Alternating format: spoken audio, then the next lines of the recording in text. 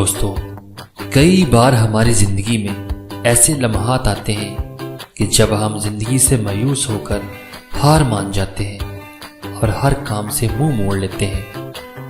पर दोस्तों, आप ये भी जानते हैं कि मायूसी गुनाह है।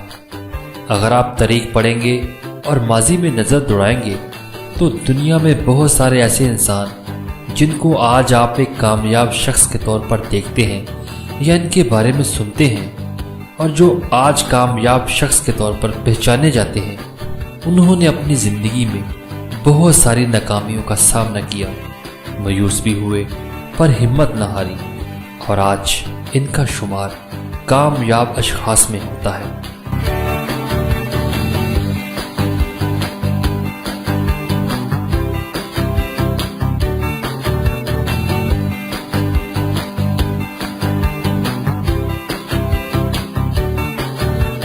ऐसी ही कुछ कहानी कर्नल हार्लैंड सैंडर की है, जो कि दुनिया के मशहूर तरीन फास्ट फूड रेस्टोरेंट KFC के बानी हैं। दोस्तों, KFC के नाम से हम सब बहुत अच्छी तरह वाकिफ हैं। KFC का चिकन ना सिर्फ बच्चों में बल्कि हर उम्र के लोग बहुत शौक से खाते और पसंद करते हैं।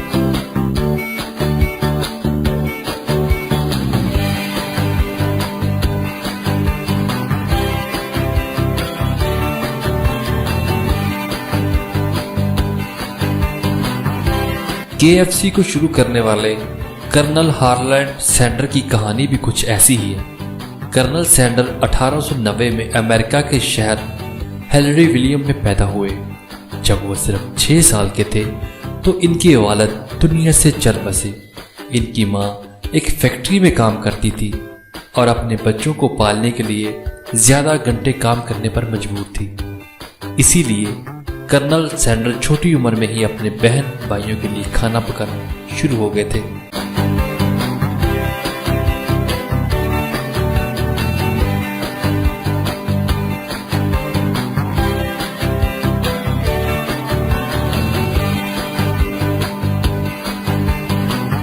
जब कर्नल सैंडर की उम्र 12 साल के करीब हुई तो इसकी मां ने दूसरी शादी कर ली। इनका दूसरा बाप इन बच्चों को नापसंद करता था।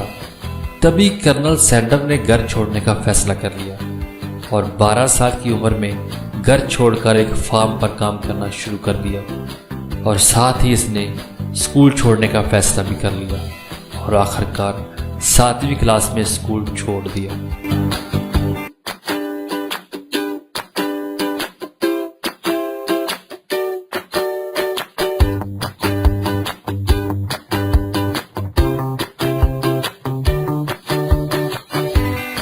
16 साल की उम्र में कर्नल सैंडर अपनी उम्र ज्यादा बताकर आर्मी में भर्ती हो गए, लेकिन 1 साल बाद ही इनकी कम उम्र का पता चल गया और इनको आर्मी से निकाल दिया गया। आर्मी से निकाले जाने के बाद कर्नल सैंडर रेलवे में भर्ती हो गए। रेलवे में भी कर्नल साहब ज्यादा देर तक टिक न सके। अपने एक साथी को वर्कर से लड़ाई करने की वजह से इनको रेलवे से भी छुट्टी करवा दी गई। रेलवे में काम करने के साथ साथ उन्होंने फैसला कर लिया कि वो अपनी तालीम मुकम्मल करेंगे। चुनाचे उन्होंने एक लॉ स्कूल में दाखिला ले लिया, लेकिन वहां पर भी एग्जामिनर से लड़ाई करने की वजह से इन पर इम्तिहान देने पर पाबंदी आयद कर दी गई। हर जगह से निकाले जाने के बाद कर्नल सैंडर दोबारा अपनी मां के घर शिफ्ट हो गए और साथ ही उन्होंने एक लाइफ इंश्योरेंस एजेंट की जॉब ढूंढ ली, पर शायद किस्मत की देवी इन पर मेहरबान ना हो सकी और अपने सीनियर की बात ना मानने पर इनको वहां से मायूसी का सामना करना पड़ा और इनको वहां से भी छुट्टी करवा दी गई।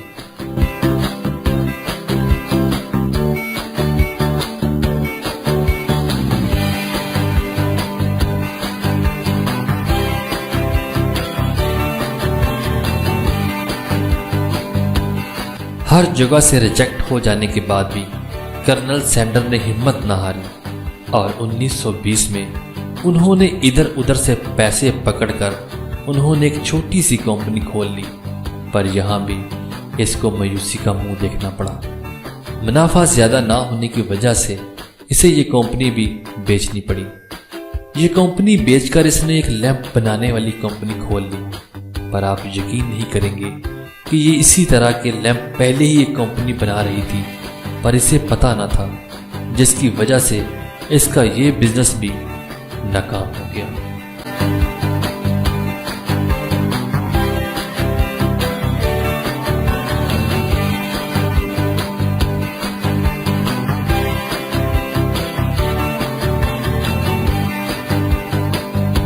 कर्नल सैंडर की जिंदगी में अब तक नाकामी के सिवा कुछ न था। कर्नल सैंडर की शादी आखिरकार 1929 में तय पाई।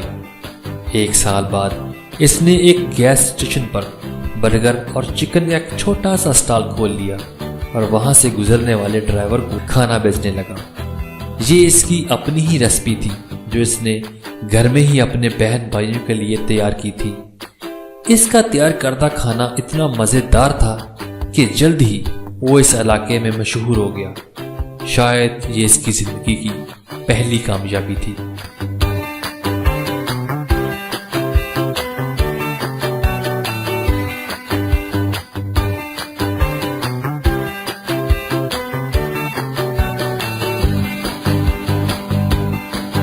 दोस्तों, कर्नल सैंडर ने अपने इस छोटे से स्टॉल से कुछ ही अरसे बाद इसी गैस स्टेशन के साथ ही 142 सीट्स का एक शानदार रेस्टोरेंट खोल लिया, जिसका नाम इसने केंटकी फ्राइड चिकन यानी KFC रखा। लेकिन इसकी किस्मत में अभी भी और भी तकालीफ लिखी हुई थी। 4 साल तक जब सब कुछ ठीक जा रहा था और इसका रेस्टोरेंट मशहूर हो चुका था, तो इसने अपने रेस्टोरेंट के साथ एक होटल भी बना लिया। लेकिन कुछ ही महीनों बाद इस होटल में आग लग गई, जो फैलते हुए इसके रेस्टोरेंट तक पहुंच गई और देखते ही देखते सब कुछ जलकर खाक हो गया।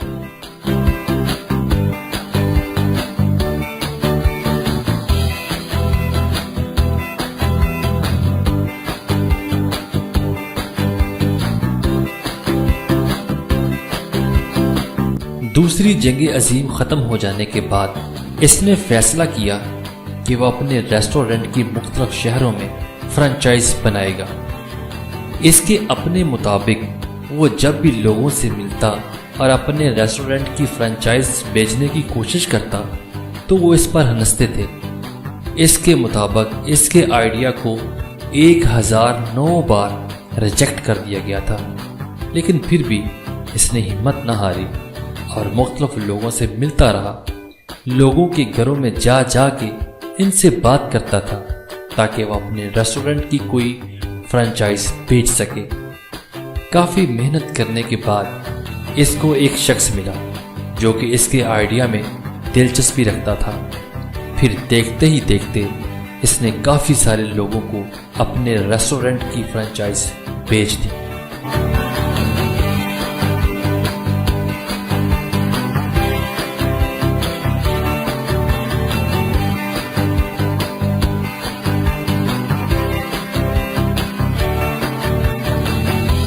दोस्तों, यहाँ पर मैं आपको एक और ख़ास बात बताता चलूँ।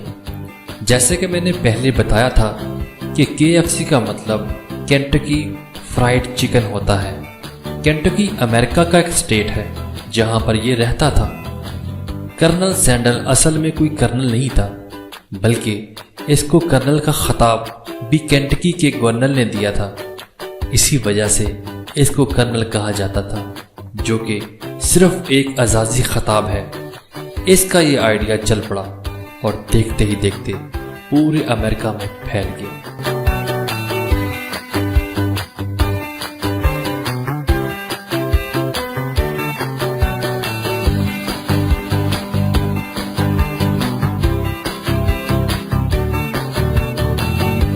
(1964) में देखते ही देखते अमेरिका और कनाडा में KFC की 600 ब्रांचेस खुल चुकी थी। इस वक्त कर्नल 74 साल का हो चुका था और सब कुछ ठीक ठाक ही जा रहा था। फिर इसको KFC बेचने की ऑफर की गई, जो कि इसने काफी सोच विचार के बाद कबूल कर ली। इसने उस वक्त में KFC को $2 मिलियन में बेच दिया। इसके साथ साथ इसको हर साल KFC की तरफ से तनख्वाह भी मिलती थी और ये KFC में एक एडवर्टाइज़र के तौर पर काम करने लगा। दोस्तों, यहाँ एक और दिलचस्प बात यह है कि कर्नल सैंडर KFC को बेचने के बाद इसको खरीदने वाला जून ब्राउन जेंडर नामी बिजनेसमैन ने KFC की रेसिपी ही तब्दील कर दी। ज़्यादा मुनाफा कमाने के चक्कर में इसने KFC की रेसिपी को ही तब्दील कर दिया, जो कि लोगों को सख्त नापसंद आया। यहाँ तक कि मीडिया में इस बात को बहुत उठाया जाने लगा। कर्नल सैंडर इस बात से सख्त नाराज था कि इसकी तैयार करदा रेसिपी की ये हालत बना दी गई है। चुनाचे कर्नल सैंडर ने KFC के मुकाबले में ही अपनी ओरिजिनल रेसिपी के साथ एक और रेस्टोरेंट खोल लिया।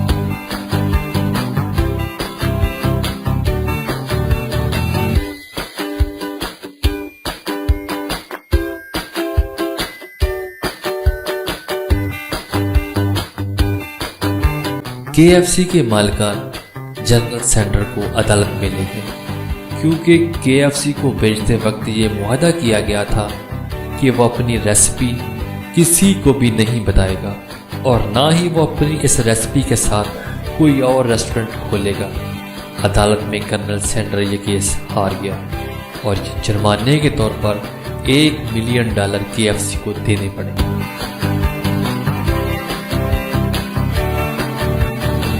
दोस्तों, KFC के लोगों पर से जनरल सैंडर की तस्वीर आज तक नहीं हटाई गई।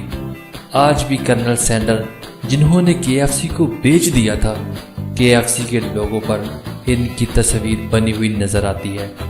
शायद इसकी वजह ये थी कि कर्नल सैंडर लोगों में बेहद मकबूल थे और KFC के मालिकान ने इसको मार्केटिंग का एक जरिया समझा। दोस्तों, मैं यहाँ आपको एक और दिलचस्प बात बताता चलूँ। KFC की असल रेसिपी में 11 मसाले इस्तेमाल होते थे और ये रेसिपी कर्नल ने एक कागज़ पर लिखकर अपने वॉलेट में रखी हुई थी। लेकिन आजकल KFC की असल रेसिपी बहुत कम लोगों को पता है और इस रेसिपी को KFC के मालिकान ने एक लॉकर में बंद करके रखा हुआ है।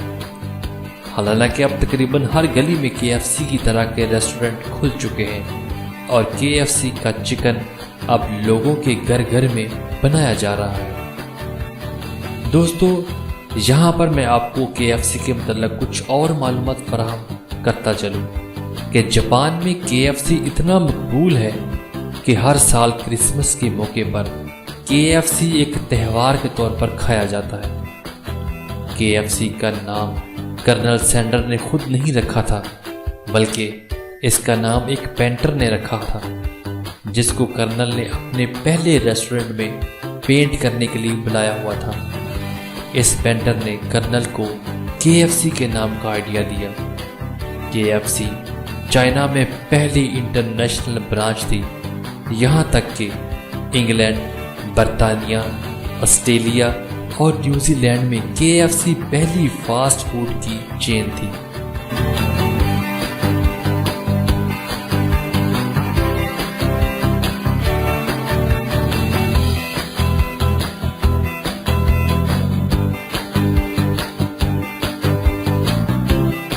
KFC से पहले इसका नाम केंटकी फ्राइड चिकन था, लेकिन इसमें फ्राइड लिखा हुआ आ रहा था और ये लोगों की सेहत को मद्देनजर रखते हुए मनफी तासरात देता था। तभी इसका नाम छोटा करके KFC रख दिया गया। KFC सिर्फ अमेरिका में हर रोज 80 लाख लोगों को सर्व करता है। और दोस्तों, जब कर्नल सैंडर 1980 में इस दुनिया से चले गए तो केंटकी स्टेट ने 4 दिन तक इसके मरने का शोक मनाया और केंटकी स्टेट की बिल्डिंग से 4 दिन के लिए अमेरिका का झंडा नीचे कर दिया गया था। दोस्तों, अगर आपको हमारी ये वीडियो अच्छी लगे तो प्लीज़ इस वीडियो को लाइक करके अपने दोस्तों के साथ शेयर कीजिए। और अगर आप चाहते हैं कि इसी तरह की मालूमाती वीडियो आप तक पहुंचती रहे तो प्लीज़ इस चैनल को सब्सक्राइब कर लीजिए, ताकि हमारी हर नई आने वाली वीडियो सबसे पहले आप तक पहुंच सके।